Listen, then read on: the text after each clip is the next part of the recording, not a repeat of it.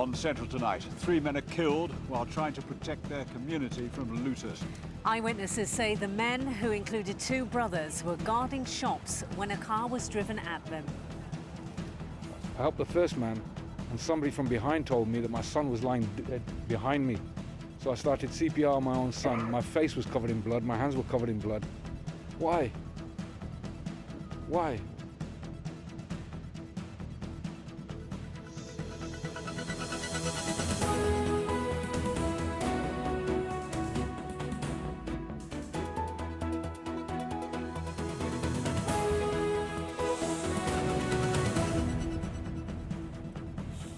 Good evening from the scene in the Midlands, where another night of heavy looting and rioting has now claimed its first victims. 3 men, 2 of them brothers, were killed here in the Winson Green area of Birmingham last night as they tried to protect properties in their community. Police say they started a murder inquiry. Meanwhile, overnight, it was a scene of chaos and carnage elsewhere across the region.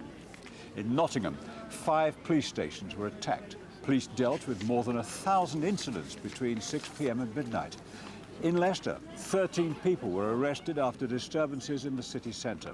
In Derby, cars were attacked in the Allington and Alveston areas. West Midlands Police arrested more than 163 people. In Birmingham, there were reports that a gun was used during fresh rioting.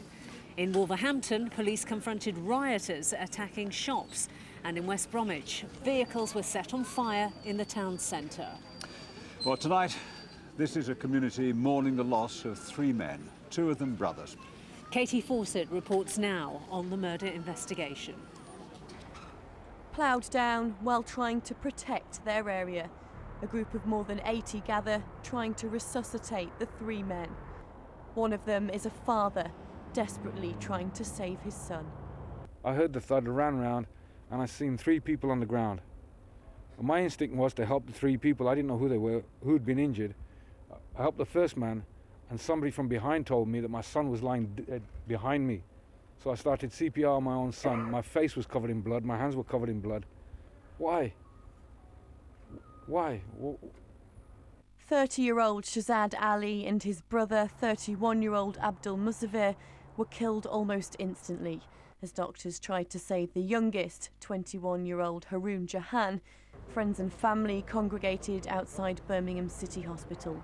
They wanted answers. It took the police to allow the ambulances to our brothers about 20 minutes.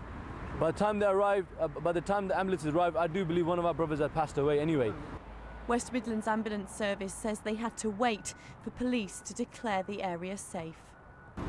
What I'd say to the people that were creating the unrest last night is every second can count. If it was your mother, your father, your grandparent who was suffering a cardiac arrest, for every minute that we don't get there, their chance of survival diminishes dramatically. And the fact that we had 2 rapid response vehicles pelted with bricks, with masonry and other bits is just abhorrent. Allow us to do our job. That's what we're here to do. This is the evidence of last night's destruction. Residents reported groups of up to 40 causing trouble in the Winson Green area. And that, say friends, is why these 3 men were out, trying to protect their neighbourhood. Always done well for everybody around them, and that's what they were doing last night. They're doing well for the mosque and the neighbourhood, which the police should be have done. West Midlands Police believe a car was driven deliberately into the men as they tried to protect the local petrol station and mosque. They've arrested a 32-year-old on suspicion of murder.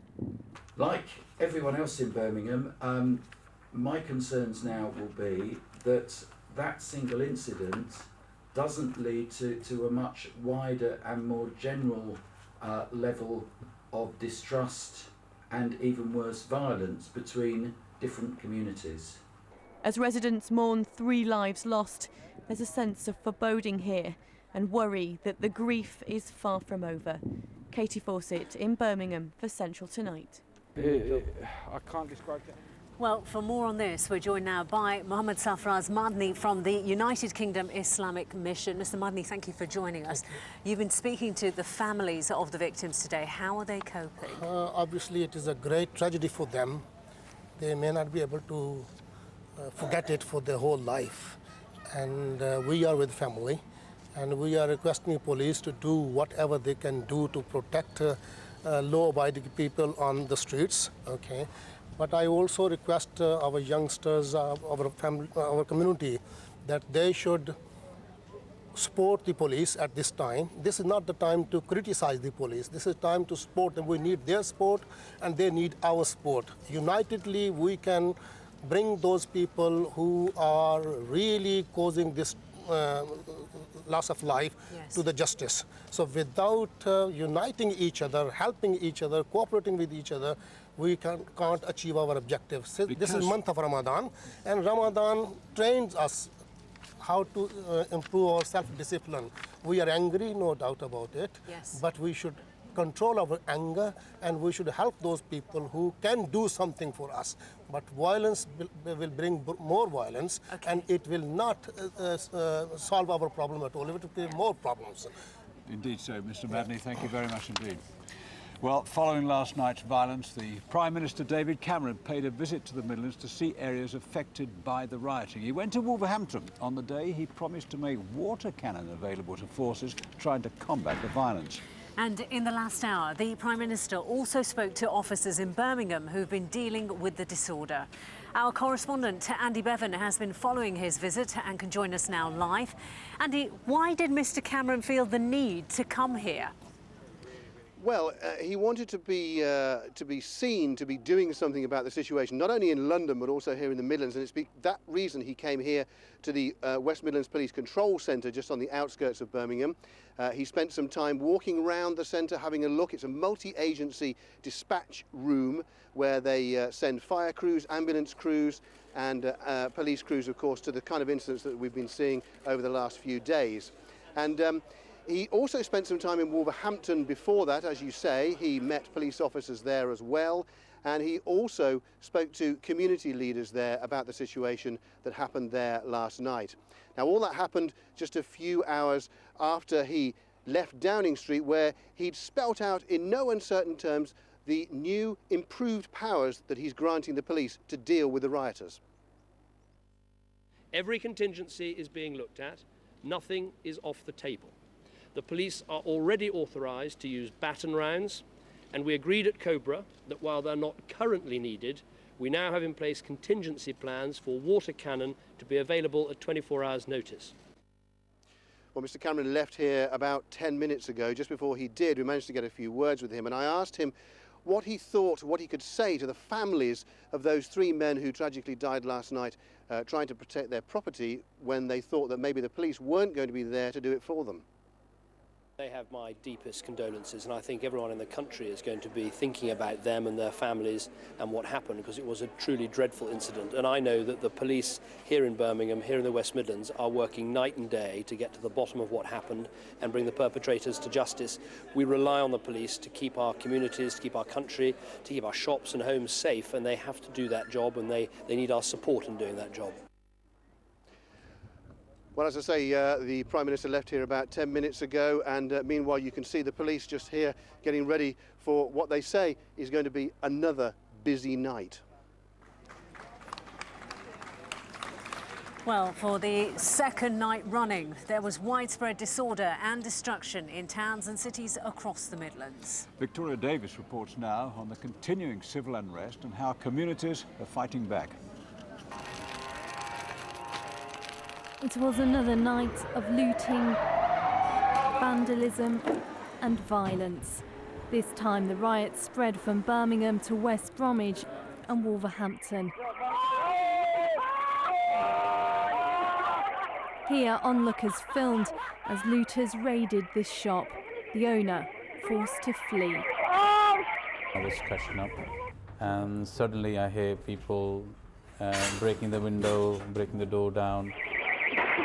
I ran out for my life out of here. Somebody grabbed my throat. I'm lucky I'm alive today. In Birmingham and West Bromwich, vehicles were set on fire by gangs of youths intent on causing destruction.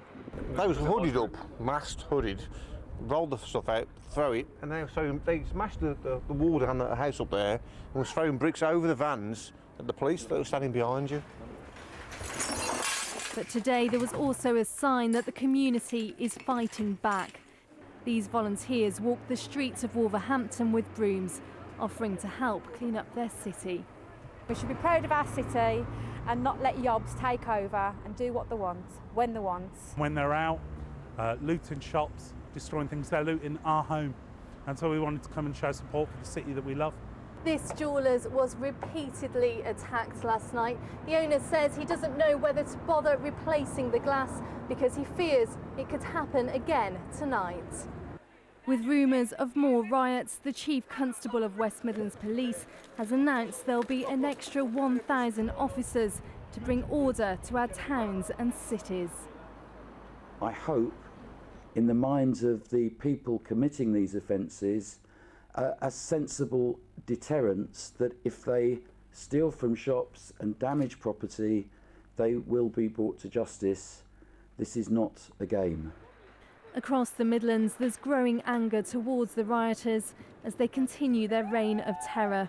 Communities are now asking, when will this end? Victoria Davis in Wolverhampton for Central Tonight. Well, we've just moved position right now because, as you can see behind us, there's a group of people gathered there. This is a press conference that is going on between the police and the father of one of the victims. And there are signs that it could get slightly heated. Yep, we'll keep you up to date with that. But meanwhile, across the region, the emergency services were on standby to deal with any disorder. In Nottingham, police officers found themselves the targets for the troublemakers. Well, for more on this, we can join Peter Byrne. Peter, what happened there? Bob, it's a sign of the exceptional times we're living in at the moment that this police station behind me was itself today being treated as a scene of crime. In fact, at one point earlier today, it was even cordoned off with police tape. And that's because last night it was firebombed by a group of up to 40 youths. And there were similar attacks on 4 other police stations across the city. The worst aspect of violence in a night of disorder across the East Midlands, as Rajiv Popat now reports. A second night of violence on the streets of Nottingham. 5 police stations were attacked. A gang hurled rocks and petrol bombs at this one at Canning Circus. In other parts of the city, youths went on the rampage. Nottinghamshire Police received more than 1,000 reports of disorder. New College was firebombed. It took just seconds for the flames to spread. We're gutted in the sense that this is based next to a community where we're trying to help people get out of unemployment and get qualifications to get into education. And in one sense, it's attacking on your own doorstep and possibly harming your own opportunities. Elsewhere, there were reports of antisocial behaviour in Derby, and Leicester experienced its first night of unrest. Riot police were out in force and there were minor skirmishes in the city centre. This morning, businesses were counting the cost of the violence. Shops, restaurants and bars had been vandalised. And an age concerned bus was torched. At one point, more than 50 youths were outside the High Cross shopping centre, armed with metal poles and bats. They smashed windows. Some were as young as 12 years old. One young boy made his way into this shop. He ran off with a pair of cufflinks worth £30, but he left behind some leather gloves worth £120. There has to be some very big questions about what their parents thought those children were doing last night, where they thought they were, what they thought they were doing when they were out in the city centre. And what this country's coming to, The young kids are meant to be the future of this country. I mean, what they're going to do? They're doing a copycat from what's happened in London. I don't believe it's for any other reason than that. As the clear-up got underway, a group of volunteers who responded to an appeal on a social networking site decided they wanted to help. I wish there was something we could do at night, but it's not safe. But this is something we can do. We can get out and show our support, show the people who are living happily together in Leicester that we're with them. Because it's most people, it's millions of people who live together happily, and just a few people spoiling it, and I don't want them to spoil it. CCTV pictures showed this teenager attempting to kick through the window of a designer store, but he left his mark. Forensic teams are now analysing all the evidence gathered from last night. This lady told me she's fed up with the yobs and believes she has the answer. Younger generation arming, no dull. The dull is ruining this country because no money. There is no money in the kitty. Where's the money coming? Police say mindless hooliganism will be dealt with robustly. Rajiv Popat for Central Tonight.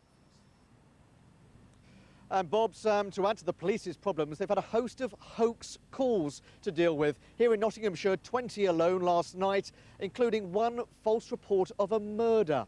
But what's been most frustrating for the emergency services, and quite distressing often, has been the attacks on their own personnel. As they've tried to help others, they've come under fire themselves. Gareth Owen looks now at the strain being put upon our emergency services. The emergency services are under attack on the streets of the Midlands. Police officers, firefighters, ambulance crew, doing their jobs under the most extreme circumstances. They're used to risking their lives, but never has the threat been as intense as it is now. We deal with emergencies and incidents as a daily occurrence, day in, day out, but incidents of these and civil unrest that we're seeing at present is something certainly that I've never seen in my career. There's the safety of officers, but it's about more than that. The rioters are stopping people who are trying to save lives. It's very frustrating, deeply hurt, if I'm being honest, that people think they've got the right to try and hurt the people who are looking after them. My staff are under extreme provocation, extreme pressure, and they are doing superbly well under difficult and harrowing circumstances. My staff, my cops, have been fantastic. And the staff are clearly concerned, and who wouldn't be? You know, the aim of the ambulance service is there to provide assistance. The thought that people will want to hinder that progress and hinder our ambulance staff being able to do that is clearly unthinkable and absolutely abhorrent. And the sheer number of incidents has left the emergency services stretched. We had crews in the city centre for a period of approximately 6 to 8 hours last night, different crews attending different types of incidents.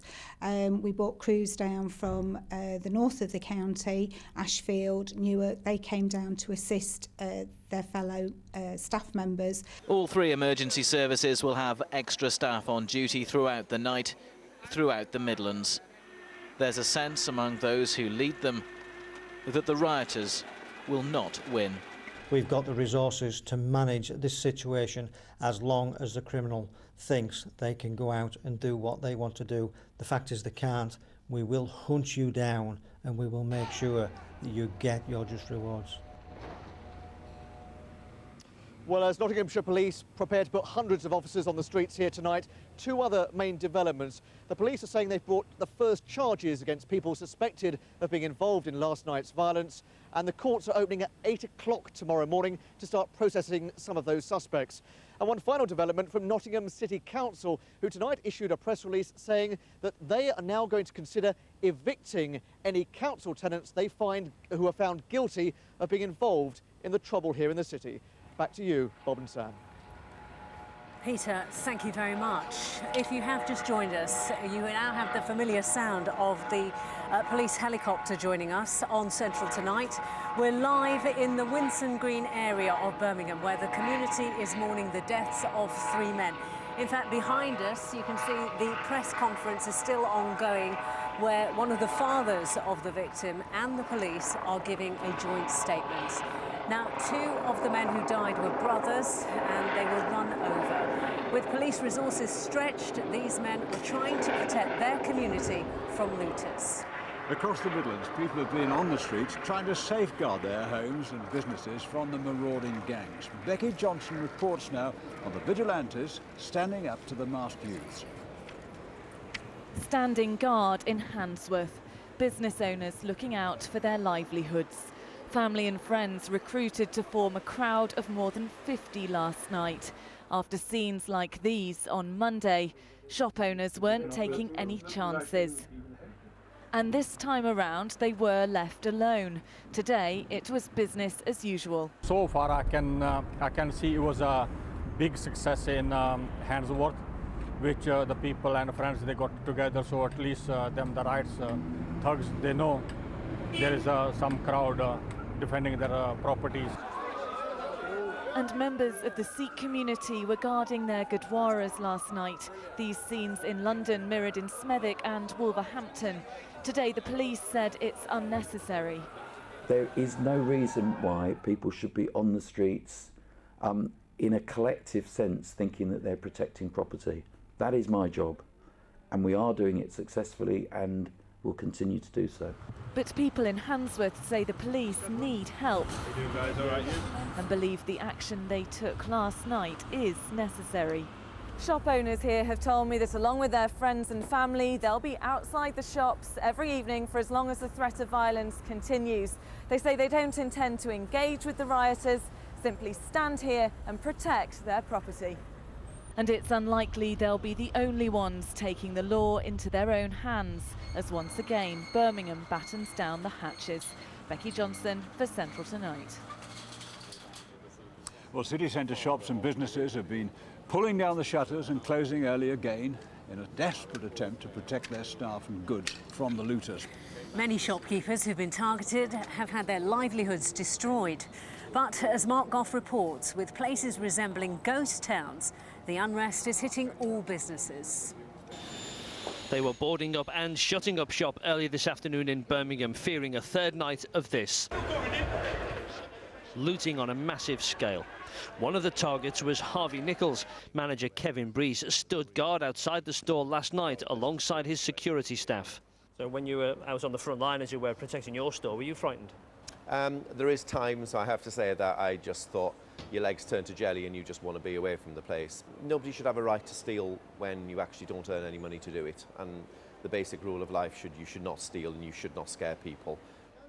And some people have been too scared to come to work. Staff at city stores didn't want to be interviewed but said some colleagues have stayed away. And customers are staying away too. Shops, bars and restaurants are losing money.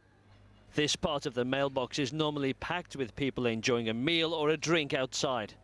We closed at 9 o'clock on Monday, told to take the furniture in by tea time, and yesterday by 3 o'clock furniture in. We were shut by 4 o'clock yesterday, so we're probably sort of £3,000 down. Yesterday, most people decided to stay away, there's no doubt about it. And people still came to shop, and I think at the end of the day, we live in a world these days where there is some kind of resilience, and I think people just get on with life. It has obviously damaged sales badly, and has done in today. The riots mean the city is losing £2.5 million a day, according to the Chamber of Commerce. Businesses say trade is down by half. Without these businesses, people won't have jobs. We're a big employer, as most of Birmingham is the #2 retail destination in the UK.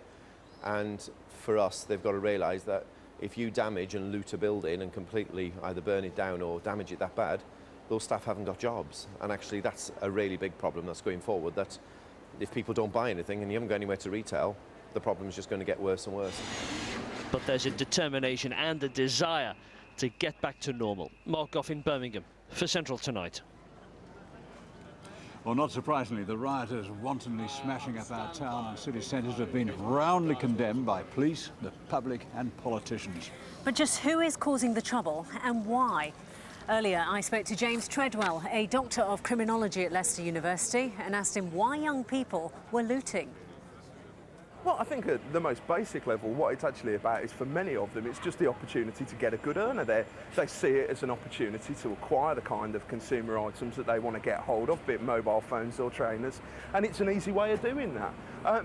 They know that at the moment, the windows go through, there's little chance that they're actually going to be picked up by the police, and that desire for the consumer item seems to override any thought that they have about the possible consequences at a later point. But it's wrong.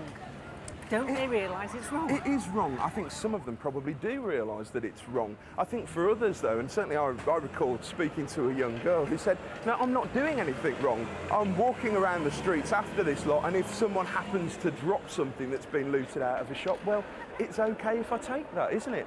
Why are they not scared? Because for some of these crimes, it's a long spell in jail. I think they're likely, those who are prosecuted are likely to receive substantial sentences, actually.